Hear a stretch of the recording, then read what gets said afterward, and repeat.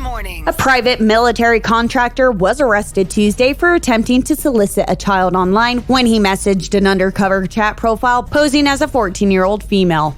According to the Curry County Sheriff's Office, investigators arrested 21-year-old Robert Luis Vigil of Portales and charged him with child solicitation by electronic communication device, a third-degree felony.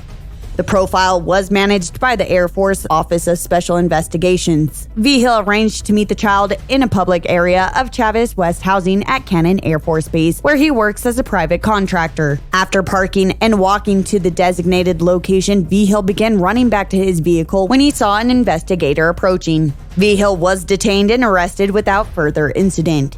He appeared Wednesday in court where he pled not guilty and was approved for an unsecured appearance bond of $3,000 pending a preliminary examination September 12th. New Mexico's highest court has lifted a ban on testimony that stems from private conversations between spouses. The state Supreme Court's ruling came in its decision to uphold the first-degree murder conviction of David Gutierrez of Clovis. He is accused of killing a man in 2002.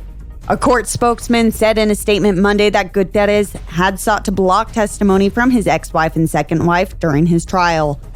While the court upheld his conviction, the spousal communication privilege remained in effect for this case.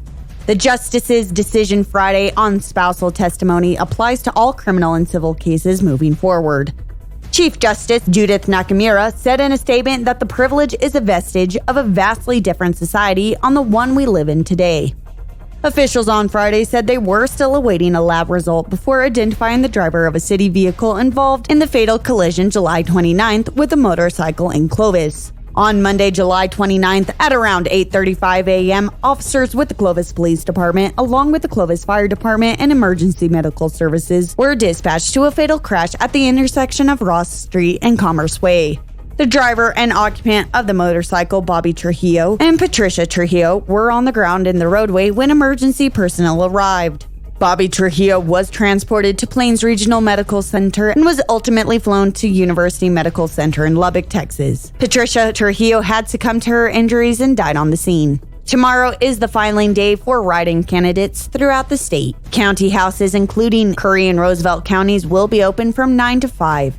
There are a number of local school board spots on the ballot in November. Authorities say former New Mexico Chief Justice Charles Daniels has died. A cause of death wasn't immediately released, but the Albuquerque Journal reports the 76-year-old Daniels had been ill for several months. Governor Michelle Lujan Grisham says Daniel led New Mexico's highest court with clarity and conviction, leaving a legacy rivaled by few. Daniels was on the state Supreme Court from 2007 until his December 2018 retirement.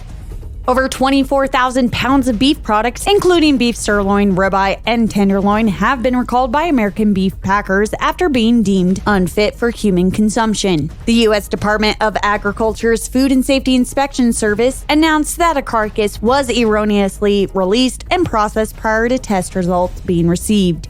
The raw beef items were produced and packaged on August 21st. Consumers who have purchased these items are urged not to consume them. At this time, there have been no confirmed reports of adverse reactions due to the consumption of these products. According to the Washington Post, Hurricane Dorian, practically parking itself over the Bahamas for a day and a half, pounded away at the islands Tuesday in a catastrophic onslaught that sent floodwaters on the second floors of buildings, trapped people in attics, and chased others from one shelter to another.